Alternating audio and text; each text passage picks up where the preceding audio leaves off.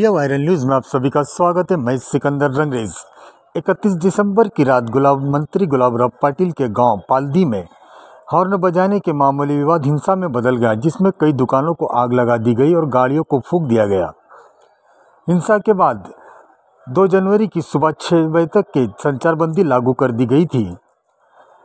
आज पालदी माहौल क्या है, इसकी जानकारी पालदी पुलिस स्टेशन के पीआई देसले ने दी। आप देखते रहिए इंडिया वायरल न्यूज़। हमारे चॅनल को लाईक शेअर सबस्क्राईब जरूर करें। 31 डिसेंबर आणि 1 जानेवारीची सकाळी ज्यानुसार आपण तक्रारीवर 2 गुन्हे दाखल केले आहेत, 1/25 आणि 2/25, त्या अनुषंगाने पहिल्या गुन्ह्यामध्ये आपण 7 आरोपी अटक केले आणि दुसऱ्या गुन्ह्यामध्ये आपण 3 आरोपी निष्पन्न केले आहेत। पहिल्या गुन्ह्यातील आपण आरोपींना कोर्टात प्रोड्यूस केल्यानंतर आपल्याला उद्यापर्यंत रिमांड मिळाला आहे।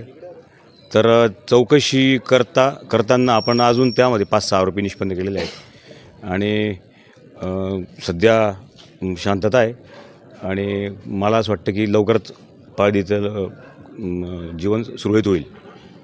ज्यांना अटक केली आहे त्यांना यापुढे त्यांच्यावर काही गुन्हे दाखल झाले आहे का?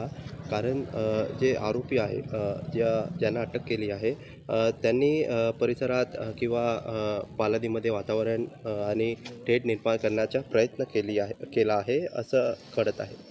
त्या अनुषंगानेच गुन्हा दाखल आहे आणि आम्ही तपास करत आहोत। त्यासाठी आमच्या पोलीस स्टेशनचे 2 टीम जळगाव LCB आणि आपले वरिष्ठ अधिकाऱ्यांचे मार्गदर्शनाखाली आम्ही तपास करत आहोत आणि उर्वरित आरोपी आम्ही लवकरात लवकर निष्पन्न करून त्यांना ताब्यात घेऊ। सर, नागरिकांना काय आवाहन करा? आम्ही सर्व धरणगाव तालुका पाळदी यांना नागरिकांना आवाहन करतो की सर्वांनी शांतता ठेवावी आणि पोलिसांना सहकार्य करावं।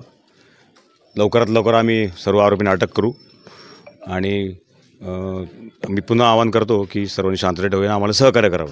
सर, आपलं नाव? मी PI दिसले। ओके।